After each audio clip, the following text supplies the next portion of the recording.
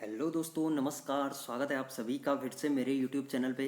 तो दोस्तों, जैसा कि आपको पता है, हम यहाँ पे वन दरोगा की तैयारी जो है बेहतरीन ढंग से कर रहे हैं, जिसमें हम जो है आपकी बुक भी कवर कर रहे हैं, आपकी जो एनसीईआरटी है उसको भी यहाँ पे कवर कर रहे हैं। उसके जो है क्लास 9th के साइंस के जो है हमने आधे से ज़्यादा चैप्टर कंप्लीट कर लिए हैं, और जो है 1-2 दिन में आपकी जो है क्लास 9th की साइंस यहाँ पे कंप्लीट होने वाली है। और उसके बाद जो है हम क्लास 10th की यहाँ पे एनसीईआरटी करेंगे। तो इसमें से एनसीईआरटी के बाद अगला जो हमारी एक और सीरीज चलती है, यहाँ पे जो आप देख रहे हैं क्वेश्चन सीरीज, ठीक है। तो जो वन दरोगा के इंपॉर्टेंट क्वेश्चन सीरीज है उसमें से हम यहाँ पे देखते हैं। तो कल हमने देखा था यहाँ पे केमिस्ट्री के क्वेश्चन देखे थे, उससे पहले जो हम बायो के क्वेश्चन देखे थे, और आज हम यहाँ पे फिजिक्स के इंपॉर्टेंट क्वेश्चन देखने वाले हैं कि आपके जो है कहाँ से जो है आपके क्या क्वेश्चन बन सकते हैं। तो यहाँ से पहला यूनिट आती है आपकी फिजिक्स की यहाँ पे मात्रक इकाई, ठीक है। तो जो आपकी मात्रक से यहाँ पे क्वेश्चन एक दो क्वेश्चन यहाँ पे आपको देखने को मिल सकते हैं। तो इसको हम जो है बिल्कुल भी मिस नहीं करेंगे, क्योंकि ये जो है आपका काफ़ी सरल टॉपिक है। ये आपको बस एक बार याद करना है, 1-2 बार अगर आप वीडियो देखेंगे तो जो है बेसिकली ये आपके दिमाग में बैठ जाएगा, ठीक है। तो इनमें से जो कुछ होंगे ये तो आपको पता होंगे ही। तो चलते हैं देर न करते हुए। तो देखिए, पहला आता है आपका शक्ति का मात्रक क्या होता है। तो जो आपका शक्ति होती है, ठीक है, तो इसका मात्रक आपका वाट होता है, ये मैंने आपको पढ़ाया है। अगला आता है बल का मात्रक क्या होता है। तो बल का मात्रक न्यूटन होता है, ये भी मैंने आपको पढ़ाया है क्लास में, ठीक है, एनसीईआरटी वाली क्लास में। अगला आता है कार्य का मात्रक क्या होता है। तो कार्य का मात्रक आपका जूल होता है, ये भी बताया है। अगला आता है चालक की विद्युत प्रतिरोधकता की इकाई होती है। तो जो आपका चालक होता है, कोई भी चालक जिसमें जो है विद्युत धारा बहती है, तो उसकी अगर विद्युत प्रतिरोधकता की इकाई होती है तो वो आपकी ओम मीटर होती है, ठीक है। ये आपको याद रखना है, ओम मीटर जो है चालक की विद्युत प्रतिरोधकता की इकाई हो जाएगी। अगला आता है प्रकाश वर्ष जो होता है आपका, वो किसकी इकाई होती है। तो जो बेसिकली प्रकाश वर्ष होता है वो आपकी दूरी की इकाई होती है। जब आपको बड़ी दूरी मापनी होती है तो आप उसको जो है प्रकाश वर्ष में मापते हैं, ठीक है। तो ये भी आपको यहाँ पे याद रखना है। अगला आता है प्रकाश वर्ष है। तो जो प्रकाश वर्ष बेसिकली आपका होता है वह दूरी जो प्रकाश 1 वर्ष में तय करता है। तो जो जो आपका प्रकाश 1 वर्ष में दूरी तय करेगा उसको ही प्रकाश वर्ष बोलेंगे। इससे जो है आप शब्द से यहाँ पे अर्थ निकाल सकते हैं। अगला क्वेश्चन आ जाता है आपका, एक पारसेक यानी जो तारों की से संबंधी दूरियां होती हैं उनको जो है किस में मापा जाता है, ठीक है। तो उसको जो है यहाँ पे 3.25 प्रकाश वर्ष के बराबर यहाँ पे होता है, ठीक है। तो एक पारसेक जो आप मान सकते हैं वो जो तारे होते हैं आपके, तो उनसे संबंधी दूरियां मापने के यह काम आता है। यानी यह भी अगर आप कह दें पारसेक, तो पारसेक भी आपका दूरी का यहाँ पे मात्रक होता है। और अगर प्रकाश वर्ष की बात करें तो प्रकाश वर्ष आपकी छोटा मात्रक हो गया। और अगर पारसेक की बात कर दें तो पारसेक आपकी जो है बहुत बड़ी दूरी यहाँ पे मानी जाएगी। यानी आप मान सकते हैं 3.25 प्रकाश वर्ष के बराबर एक पारसेक आपका होता है। नेक्स्ट आ जाता है पारसेक मात्रक है। तो पारसेक भी आपका दूरी का मात्रक है, ठीक है। अगला आता है माप की वह इकाई जिसे 0.39 से गुणा करने पर इंच प्राप्त होता है, ठीक है। अगर आप 0.39 से अगर जो है यहाँ पे प्राप्त करेंगे तो वह आपका जो है इंच प्राप्त होता है, ठीक है। अगर किसी सेंटीमीटर को, अगर आप 1 सेंटीमीटर को अगर आपको इंच में चेंज करना है तो आपको 0.39 से यहाँ पे मल्टीप्लाई कर देंगे, वो आपका इंच में यहाँ पे आ जाएगा। नेक्स्ट क्वेश्चन आता है आपका, 6 फीट लंबे व्यक्ति की ऊंचाई नैनोमीटर में व्यक्त की जाएगी। तो जो आपका नैनोमीटर होता है वो बेसिकली 10⁻7 यहाँ पे होता है। तो जो 6 फीट का आदमी होगा उसकी जो है यहाँ पे लंबाई इस प्रकार से देख सकते हैं। ये तो खैर एग्जाम में नहीं आएगा। अगला आता है 1 नैनोमीटर होता है, ये यहाँ पे इंपॉर्टेंट है, ठीक है। तो जो आपका नैनोमीटर होता है वो आपकी 10⁻⁻7 सेंटीमीटर के बराबर होता है। अगर नैनोमीटर की बात करें तो नैनोमीटर जो है यह भी लंबाई मापने की जो है मात्रक होता है, और यह जो है काफ़ी छोटी इकाई होती है, ठीक है।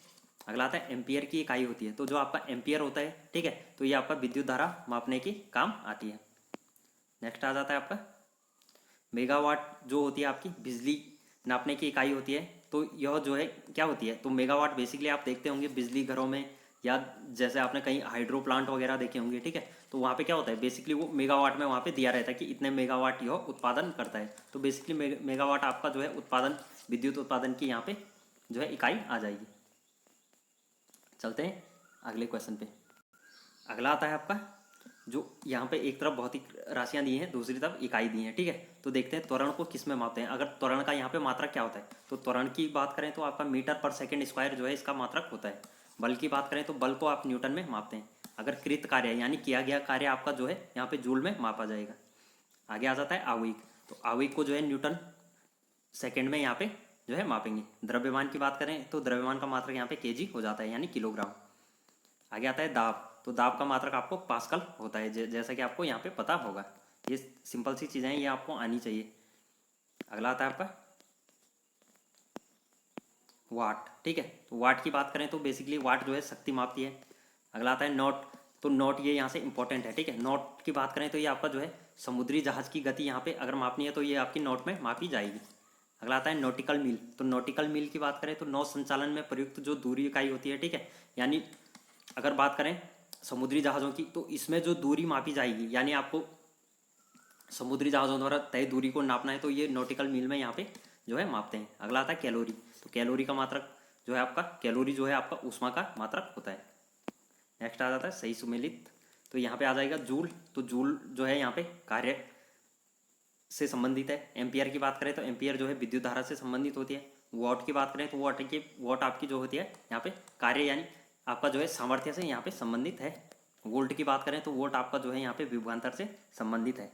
चलते हैं नेक्स्ट। अगले आता है आपका सुमेलित है, ठीक है। तो ये सुमेलित है बेसिकली, यहाँ पे तो सीधे आपको आंसर दिया गया है। तो नॉट की बात करें तो ये जहाज की चाल मापने के काम आएगी, ये तो मैंने आपको बता दिया। अगर एंगस्ट्रॉम की बात करें तो जो एंगस्ट्रॉम होता है ये आपकी बेसिकली प्रकाश की जो तरंग दैर्ध्य होती है उसकी इकाई मापने के काम आती है। अगला आता है प्रकाश वर्ष, ये दूरी मापने के काम आता है, ठीक है। अगर यहाँ पे एक इंपॉर्टेंट आता है, एक हॉर्स पावर में कितना होता है, ठीक है। तो अगर एक हॉर्स पावर की बात करें तो उसमें जो है आपका 746 वाट यहाँ पे होता है। अगर हॉर्स पावर की बात करें तो हॉर्स पावर जो है आपकी शक्ति मापने की बड़ी इकाई है, ठीक है। अगर छोटी इकाई की बात करें यहाँ पे वाट होती है, ठीक है। तो इस प्रकार से आपको ये याद रखना है। नेक्स्ट आ जाता है आपका सुमेलित है, तो अगर इसमें से किया जाए तो उच्च वेग जो होता है आपका, इसको जो है मैक से मापा जाता है। अगर तरंग दैर्ध्य की बात करें एंगस्ट्रॉम से, ऊर्जा की बात करें आपको जूल में यह मापा जाता है। अगला आ जाता है आपका जो जूल होती है ऊर्जा से उसी तरह से संबंधित होता है जैसा पास्कल किससे होता है। पास्कल आपका जो है दाब से संबंधित यहाँ पे होता है, ठीक है। और जूल ऊर्जा से संबंधित होती है और जो पास्कल होता है दाब से, यानी जूल जो होता है ऊर्जा का मात्रक होती है और पास्कल की बात करें यहाँ पे तो पास्कल यहाँ पे जो है दाब का मात्रक होती है। नेक्स्ट आ जाता है एक माइक्रोन के बराबर होता है। अगर एक माइक्रोन की बात करें तो एक माइक्रोन में आपका 1 यहाँ पे 1000 mm आ जाएगा, ठीक है। तो 1 mm इक्वल टू 1/1000 यहाँ पे नहीं, एक अगर माइक्रोन की बात करें तो ये आपका 1/1000 mm हो जाएगा, यानी आपका 1 मिलीमीटर का 1000वां हिस्सा यहाँ पर 1 माइक्रोन के बराबर होता है। नेक्स्ट आ जाता है 1 माइक्रोन द्वारा प्रदर्शित करता है, ठीक है। तो जो आपका 1 माइक्रोन होता है ये आपका जो है 10⁻⁻4 सेंटीमीटर यहाँ पे प्रदर्शित करता है। नेक्स्ट आ जाता है आपका सुमेलित दिया गया है, तो डेसिबल की बात करें तो यह जो है ध्वनि की प्रबलता की इकाई होती है, ठीक है। अगर ध्वनि की प्रबलता आपको निकालनी है तो जो ये डेसिबल में निकलेगी। अगला आता है अश्वशक्ति, ठीक है, यानी हॉर्स पावर। तो हॉर्स पावर की बात करें आपको तो ये आपकी शक्ति जो है यहाँ पे शक्ति की इकाई होती है। नेक्स्ट आ जाता है आपका सेल्सियस, तो सेल्सियस की बात करें तो ये आपकी बेसिकली यहाँ पे ताप की इकाई होती है। अगला क्वेश्चन आ जाता है आपका कैलोरी, किलो कैलोरी और किलो जूल तथा वॉट जो है वॉट में से जो है ऊष्मा की इकाई नहीं है। तो ऊष्मा की अगर बात करें तो वॉट जो है ऊष्मा की इकाई यहाँ पे नहीं होती है, ठीक है। ऊष्मा की इकाई आपकी जो यहाँ पे जूल होती है। तो जो कैलोरी हो गया, किलो कैलोरी और किलो जूल हो गया, ये आपका वॉट से संबंधित होता है। नेक्स्ट आ जाता है 1 किलोमीटर दूरी का तात्पर्य है, तो ये आपको ये सिंपल सा क्वेश्चन है, यहाँ पे 1000 मीटर होता है। एक पिकोग्राम के बराबर होता है, ठीक है। अगर एक पिकोग्राम की बात करें तो यहाँ पे 10⁻12 ग्राम के बराबर यह होता है। तो जो है पिकोबार यह जो है काफ़ी छोटा मात्रक होता है, जो है बहुत छोटा कह सकते हैं आप इसको। तो एक पिकोबार में 10⁻12 ग्राम यहाँ पे होते हैं। नेक्स्ट आ जाता है पारिस्थितिक दबाव, यानी जो आपका एटमोस्फियर यानी जो पर्यावरण का दबाव होता है, इसकी इकाई क्या होती है। तो इसकी इकाई आपकी जो है बार होती है। नेक्स्ट आ जाता है आपका 1 किलोमीटर, ये तो पढ़ लिया था, ठीक है। अगला क्वेश्चन है आपका 1 किलोग्राम पर सेंटीमीटर स्क्वायर दाब समतुल्य है। तो जो आपका 1 किलोग्राम पर वर्ग सेंटीमीटर होगा आपका, ये जो है 1 बार के बराबर होता है। अगर आपकी बात करें 1 बार जो होगा आपका 1 kg पर सेंटीमीटर स्क्वायर के बराबर होगा। अगर 1 सेंटीमीटर वाले स्पेस पे आपके जो है 1 kg यहाँ पे द्रव्यमान है, तो यहाँ पे जो है 1 बार का जो है यहाँ पे एटमॉस्फेयर दबाव रहता है, ठीक है, यानी पारिस्थितिक दबाव यहाँ पे रहता है। अगला आता है तेल का जो एक बैरल होता है तो इसमें लगभग कितने लीटर होता है। अगर एक बैरल की बात करें तो इसमें जो है 159 लीटर होता है। कभी कभी ये भी पूछा जाता है बैरल। अगला आ जाता है लंबाई की न्यूनतम इकाई क्या होती है। तो लंबाई की बात करें, इसकी न्यूनतम इकाई आपकी फर्मीमीटर होती है। अगला आता है सुमेलित है। तो देखिए जो ल्यूसेक होता है वो जो आपके प्रवाह की दर को दर्शाता है, ये आपकी काफ़ी छोटी इकाई होती है। बाइट की बात करें तो बाइट जो है बेसिकली आप कंप्यूटर में देखते होंगे, पहला आता है आपका बाइट, ठीक है, उसके बाद इससे बढ़ता है, ठीक है, तो एमबी वगैरह होती है, उसके बाद फिर आपकी जीबी आती है। तो बेसिकली ये आपका जो पीछे का बी होता है ये आपका बाइट से ही होता है, ठीक है, इसको बाइट कहते हैं। नेक्स्ट आ जाता है आपका रिक्टर। तो रिक्टर जो आपका होता है ये आपका भूकंप की तीव्रता को मापने का होता है। अगला आता है बार। तो बार आपका दाब को यहाँ पे मापता है। तो यहाँ पे अगला क्वेश्चन आ जाता है ल्यूसेक में मापा जाता है। तो ल्यूसेक में जो है आपका जल का बहाव को अगर आपको मापना जाए तो ल्यूसेक में यहाँ मापा जाएगा। नेक्स्ट आ जाता है नॉट डॉप्सन प्लाव तथा मैक्सवेल से जो है वायुमंडल के ओजोन परत की मोटाई नापने वाली इकाई है। अगर डॉप्सन की बात करें तो ये आपकी जो है वायुमंडल में जो आपकी ओजोन परत होती है तो उसको मापने की इकाई यहाँ पे डॉप्सन होती है। चलते हैं नेक्स्ट। आगे आता है आपका महासागर में डूबी हुई वस्तुओं की जो है स्थिति अगर जाननी है तो उसके लिए बेसिकली आपका यहाँ पे सोनार का प्रयोग किया जाता है, ठीक है, यहाँ पे देख सकते हैं। अगला आता है सोनार प्रयोग में लाया जाता है। तो सोनार जो बेसिकली होता है ये नौ संचालकों द्वारा प्रयोग में लाया जाता है, जो नाव वगैरह चलाते हैं, ठीक है, नाव यानी बोट बोल सकते हैं। आपकी जो बोट वगैरह होती है उनको अगर चलाया जाता है तो जो नाव वगैरह चलाते हैं तो वो बेसिकली यहाँ पे सोनार का प्रयोग करते हैं, ठीक है। सोनार अगला आ जाएगा। सोनार में हम उपयोग करते हैं। तो जो सोनार होता है आपका उसमें जो है पराश्रव्य तरंगों का उपयोग करते हैं। अगर आपको ये समझ में नहीं आया सोनार किसको कहते हैं तो इसमें जो एनसीईआरटी वाला चैप्टर है, ठीक है, तो इसमें मैंने आपको जो 1-2 दिन पहले पढ़ाया था ये आपको सोनार वहाँ पे जो है आपको पूरा समझाया गया है, ठीक है। तो सोनार बेसिकली वो होता है अगर ये कोई आपकी बोट है, ठीक है, ये बोट जा रही है आगे, अगर यहाँ ये समुद्र में जा रही है, यहाँ तो नीचे पानी होगा, लेकिन अगर इसको यहाँ नीचे की दूरी मापनी होगी तो कैसे मापेगा ये। तो यहाँ पे बेसिकली एक उपकरण लगा रहता है जो यहाँ से आपकी तरंगें जो समुद्र के तल पे जाती है और फिर वहाँ से वापस चली जाती है। तो बेसिकली ये पराश्रव्य तरंगें होती है। तो इस प्रकार से जो है यहाँ पे इसको मापा जाता है। अगर आपको डिटेल में जाना है तो आप एनसीईआरटी की जो क्लास हैं जो वहाँ पे हैं पढ़ी हैं आप उनको देख सकते हैं। नेक्स्ट आ जाता है आपका ध्वनि की तीव्रता मापने वाला यंत्र है। तो जो आपकी ध्वनि की तीव्रता होती है वो आपकी जो है ऑडियोमीटर द्वारा मापी जाती है, ठीक है। तो ऑडियो ध्वनि को बेसिकली हम ऑडियो बोलते हैं इंग्लिश में, ठीक है। तो ये तो जो है नाम से ही यहाँ पे पता लग जा रहा है। अगला आता है एनीमोमीटर। तो एनीमोमीटर की बात करें तो ये पवन वेग जो होता है आपका, ये भी मैंने आपको एनसीईआरटी की क्लास में बताया। आपसे रिक्वेस्ट है आप जो है अगर एनसीईआरटी नहीं देखी आपने एनसीईआरटी वाली क्लास तो आप वहाँ से देख सकते हैं। नेक्स्ट आ जाता है बैरोमीटर, एमिनोमीटर, हाइड्रोमीटर और विंड वैन में से वायु की गति मापी जाती है। तो वायु की गति जो है एनीमोमीटर द्वारा मापी जाती है। नेक्स्ट आ जाता है एमीटर। तो एमीटर आपका जो होता है विद्युत धारा को यहाँ पे। अगला आ जाता है टैक्योमीटर। तो ये आपकी 36 दूरियां होगी, लंबवत, उन्नयन तथा दिशाओं का मापन यहाँ पे किया जाता है। अगर बात करें पायरोमीटर की तो पायरोमीटर होता है आपका यहाँ पे उच्च ताप के मापन में इसका प्रयोग किया जाता है। नेक्स्ट आ जाता है ताप विद्युत, तापमापी, विकिरण तापमापी, गैस तापमापी हो गया आपका। द्रव तापमापी में से पायरोमीटर कहा जाता है। तो जो आपका पायरोमीटर होता है वो विकिरण तापमापी को यहाँ पे कहा जाता है। नेक्स्ट आ जाता है वह थर्मामीटर जो 2000 डिग्री सेंटीग्रेड मापने हेतु उपयुक्त होता है। तो अगर आपको बात करें तो जो 2000 डिग्री सेंटीग्रेड तक यहाँ पे जो है तापमान माप सकता है तो उसको जो है पूर्ण विकिरण पायरोमीटर कहते हैं। ये आपको यहाँ पे याद रखना है। अगला आता है पायर हिलियोमीटर का प्रयोग किया जाता है। तो जो आपका पायर हिलियोमीटर होता है वो आपका जो है सोलर रेडिएशन को मापने के लिए यहाँ पे उपयोग होता है। नेक्स्ट आ जाता है मैनोमीटर के द्वारा की जाती है। तो जो मैनोमीटर की बात करें तो ये आपका गैसों के दाब को यहाँ पे मापता है। नेक्स्ट आ जाता है सुमेलित है, ठीक है। तो इसमें से ये तो आपको सुमेलित तक करना है। तो इसमें आ जाएगा आपका हाइग्रोमीटर। तो हाइग्रोमीटर जो होता है आपकी सापेक्ष आर्द्रता, इसकी जो है सापेक्ष आर्द्रता की जो है राशि होती है और जो है इसको जो है हाइग्रोमीटर में मापा जाता है। अगला आ जाता है आपका जो स्प्रिंग तुला होता है, उपकरण होता है, यह आपका जो है भार को मापता है, ठीक है। नेक्स्ट आ जाता है आपका ओडोमीटर। तो ओडोमीटर की बात करें तो वाहनों के पहियों द्वारा तय की गई दूरी को जो है ओडोमीटर द्वारा यहाँ पे मापा जाता है, ठीक है। तो जो आपकी गाड़ी में किलोमीटर वगैरह दर्शाता है तो वो बेसिकली ओडोमीटर से ही होता है। नेक्स्ट आ जाता है ओंडोमीटर। तो ओंडोमीटर की बात करें तो ये आपकी विद्युत चुम्बकीय तरंगों की आवृत्ति को मापने का यंत्र होता है। नेक्स्ट आता है ऑडियोमीटर, ध्वनि तीव्रता का मापक युक्ति है, ठीक है।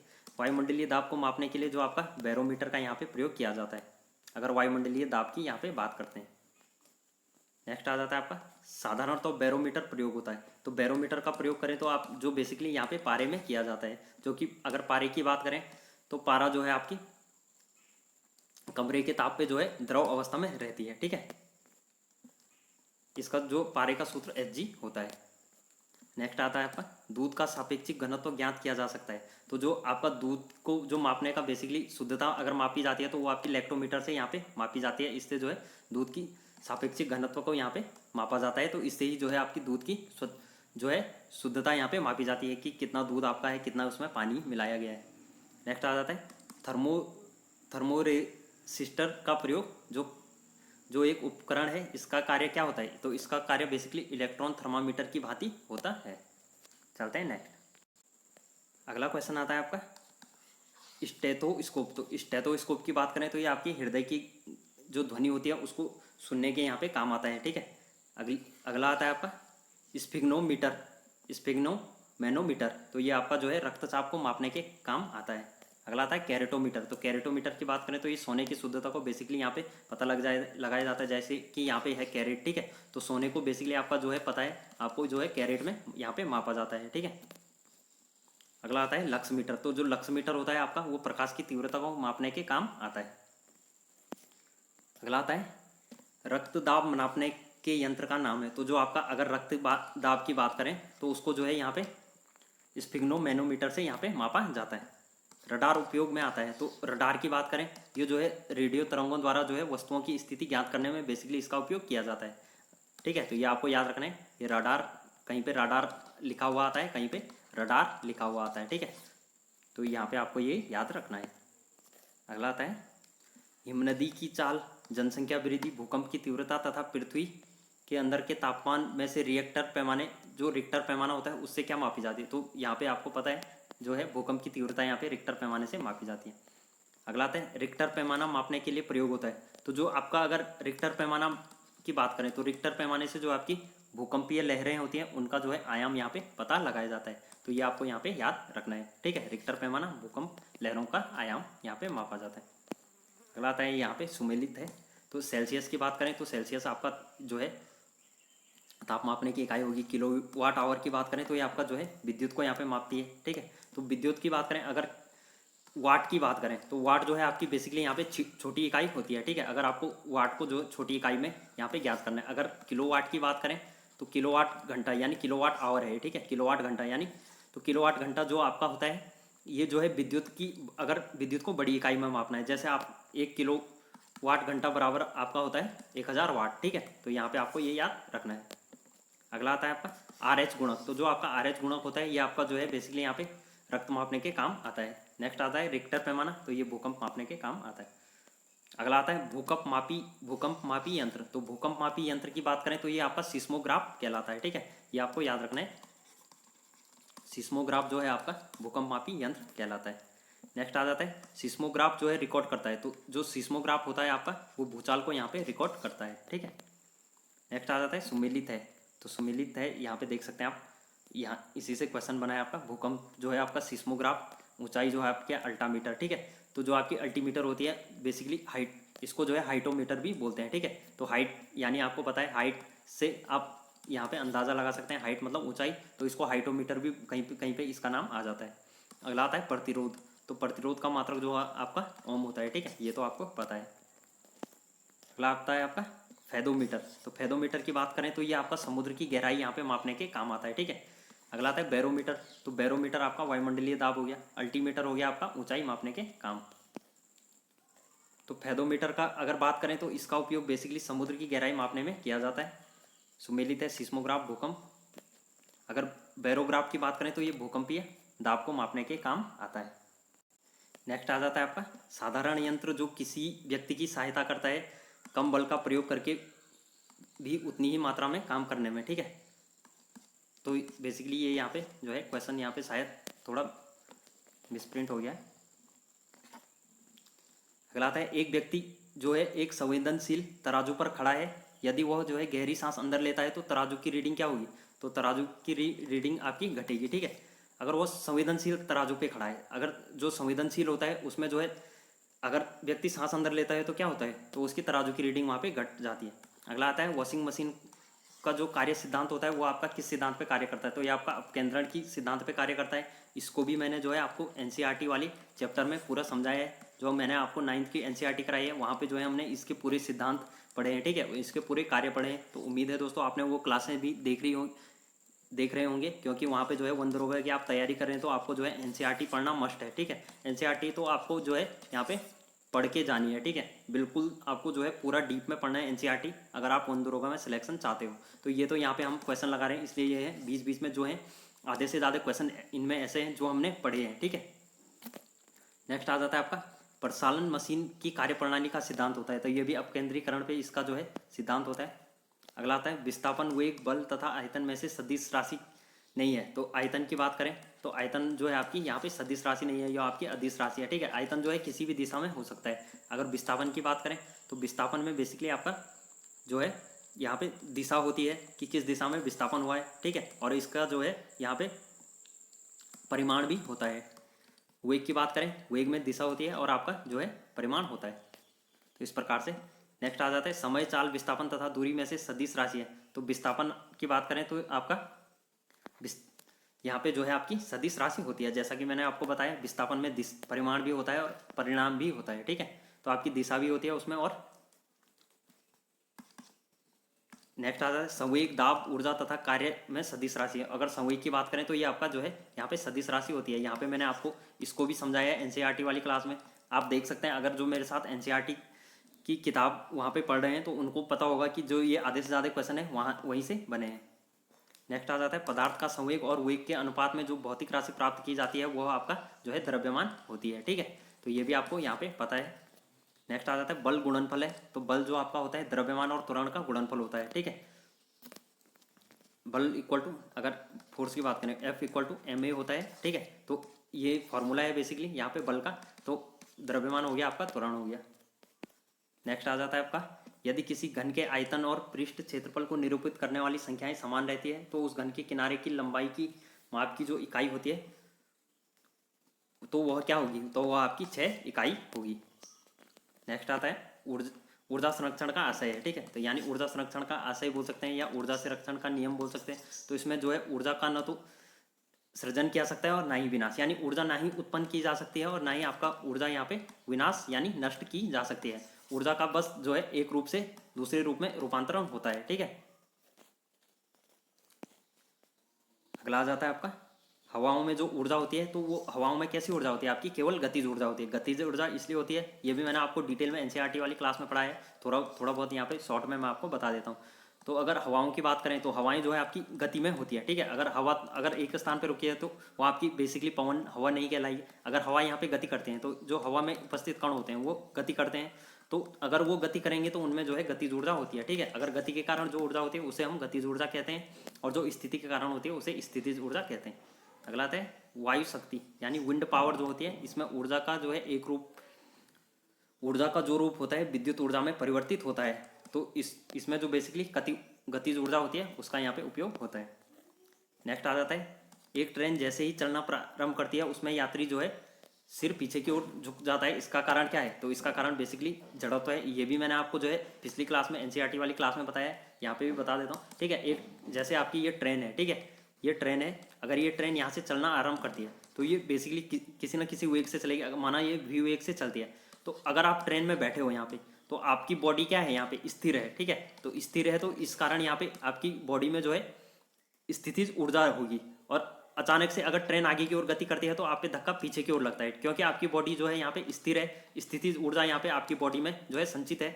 और अगर ट्रेन आगे की ओर जाएगी तो आपकी बॉडी जो है उसका विरोध करती है, ठीक है, अपनी स्थिति में रहना जो है यहाँ पे अपनी स्थिति में आपकी बॉडी रहना चाहती है, तो इसलिए आपकी ऊर्जा जो आपका शरीर जो है पीछे की ओर यहाँ पे बल लगाता है। तो बेसिकली यही आपका जो है यहाँ पे है, तो इसको जो है जड़त्व का नियम भी यहाँ पे कहते हैं। अगला क्वेश्चन आ जाता है आपका सड़क पर चलने की अपेक्षा जो है बर्फ पर चलना अत्यधिक कठिन होता है, क्योंकि बर्फ में जो है सड़क की अपेक्षा अधिक जो है घर्षण यहाँ पे कम होता है। तो आपको पता है अगर बर्फ़ की बात करें और सड़क की बात करें तो बर्फ़ में आपका जो है घर्षण बल यहाँ पे बर्फ़ में कम लगता है, और जो सड़क की बात करें तो सड़क में जो है घर्षण बल आपका अधिक होता है। तो इसलिए जो है सड़क पर चलना आपकी आसान होता है और बर्फ़ पर चलना कठिन होता है। अगला आता है भरी हुई गाड़ी को चलाने में उसे जो है चलायमान रखने के लिए आवश्यक ताकत से जो है अपेक्षाकृत अधिक ताकत से धक्का देना पड़ता है, क्योंकि एक बार गाड़ी चल पड़ने के बाद घर्षण कम होता है। ठीक है, तो बेसिकली अगर बात करें गाड़ी को, अगर कोई गाड़ी यहाँ पे खड़ी है, ठीक है, तो वह आपका अगर स्थिर है तो अगर स्थिर है इसमें भी वही लगेगा, तो स्थिर है तो आपका जो है यहाँ पे स्थितिज ऊर्जा उसमें रहेगी, तो स्थितिज ऊर्जा संचित होती है, इसलिए इस पे जो है ज़्यादा बल की आवश्यकता होती है। अगर वहीं दूसरी बात करें दूसरी कंडीशन की, अगर आपकी गाड़ी जो है कोई किसी भी वेग से चल रही है यहाँ पे, ठीक है, यानी किसी कम वेग से बहुत कम वेग से चल रही है, लेकिन आप इस पर बल लगाते हो तो ये गाड़ी जो है यहाँ पे चलना प्रारंभ करती है जो है ज़्यादा स्पीड से। इसकी तुलना में यहाँ पे जो है कम बल लगेगा। कम बल इसलिए लगेगा क्योंकि यहाँ पे जो है ये तो गतिज ऊर्जा कर ही रही है, ठीक है, तो इसमें जो है और अगर थोड़ा बल लगाते हैं तो ये जो है गतिज ऊर्जा इसकी बढ़ जाती है। लेकिन अगर इसकी बात करें यहाँ पे इसमें स्थितिज ऊर्जा है, अगर स्थितिज ऊर्जा यहाँ पे रहेगी तो ये इसमें बल की आवश्यकता अधिक पड़ती है। क्यों? ठीक है, यह स्थितिज ऊर्जा इसलिए रहती है, यह जो है अपने स्थिति का यहाँ पे विरोध करती है, तो इसी को हम जड़त्व का नियम भी कहते हैं। चलते हैं नेक्स्ट। अगला क्वेश्चन आता है आपका, एक मनुष्य जो है स्थिर नाव से 5 मीटर प्रति सेकंड की चाल से जल में कूदा और नाव जो है 0.5 मीटर पर सेकंड की चाल से जो है खिसकी। नाव का द्रव्यमान मनुष्य के द्रव्यमान का है, ठीक है, तो 10 गुना बेसिकली। अगर इस पे मैं आपको एक क्वेश्चन बता दूं, अगर कोई व्यक्ति नाव से उतरता है तो अगर वह व्यक्ति आगे की ओर आता है तो नाव भी पीछे की ओर जाती है। इसका कारण बेसिकली यह होता है, यह गति का तीसरे नियम के पर आधारित होता है। अगर कोई मनुष्य आगे की ओर बल लगाता है तो उस पर जो है पीछे की ओर यहाँ पे बल लगता है, ठीक है, तो मनुष्य द्वारा यहाँ पे नाव पे पीछे की ओर बल लगता है, तो बेसिकली ये आपका क्रिया प्रतिक्रिया के नियम पर आधारित होता है। अगला आता है, एक ट्रक, एक कार और एक मोटरसाइकिल की गतिज ऊर्जाएं समान हैं। यदि समान अवरोधक बल लगाए जाएं तो वे क्रमशः XYZ दूरी पर रुकेंगे, ठीक है। तो बेसिकली अगर बात करें, अगर ट्रक, कार और मोटरसाइकिल में बात करें तो बेसिकली सबसे पहले जो है आपकी मोटरसाइकिल रुक जाएगी, ठीक है। अवरोधक की बात करें, अगर यहाँ पे जो है कुछ अवरोध लगा दिया जाए, ठीक है, इसको रोका जाए।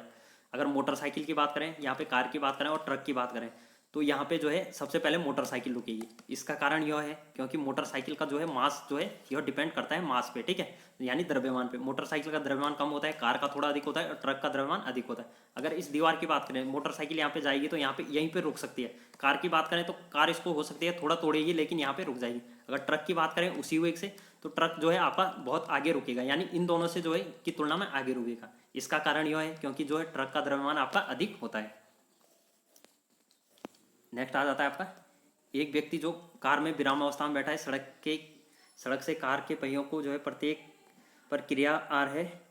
जब कार सीधी समतल सड़क पर चलेगी तो अग्र पहियों पर जो है प्रतिक्रिया बल होगी, तो वो आपकी आर से कम होगी, ठीक है। ये तो सिंपल सा क्वेश्चन है। अगला आता है, तेल से अंशतः भरा हुआ तेल का टैंकर समतल सड़क पर आगे की ओर असमान त्वरण से जा रहा है। तेल का मुक्त पृष्ठ, तो जो तेल का पृष्ठ होता है वो आपका परवलयाकार होता है, ठीक है, क्योंकि उस पर जो है आगे की ओर यहाँ पे बल लग रहा है। नेक्स्ट आ जाता है आपका,